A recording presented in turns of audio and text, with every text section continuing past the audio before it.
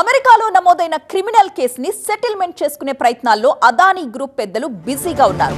అమెరికాకు చెందిన securities and exchange commission SECకి $18 మిలియన్ చెల్లించి కేసును సెటిల్ చేసుకోవడానికి గౌతమ్ అదానీ, సాగర్ అదానీ రెడీ అయ్యారు.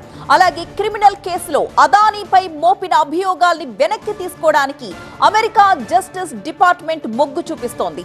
అదానీ ఎనర్జీ తరపున కాంట్రాక్టులు పొందడానికి భారత్లోని అధికారులకు ముడుపులిచ్చినట్లుగా అదానీపై గతంలో ఆరోపణలొచ్చాయి.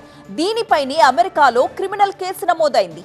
ఇప్పుడు ఈ అంశంలో సెటిల్మెంట్ చేసుకుంటున్నారు అదానీ.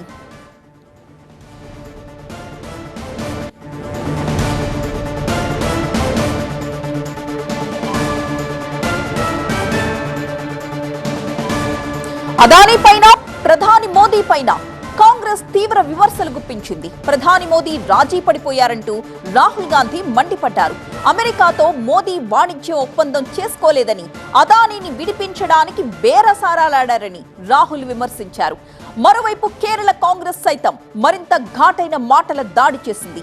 అమెరికాలో 96,000 కోట్ల రూపాయల పెట్టుబడులు పెట్టడానికి అదానీ ఆఫర్ చేసినందువల్లే ఈ కేసు వాపస్ తీసుకుంటారని కేరళం కాంగ్రెస్ ట్వీట్ చేసింది.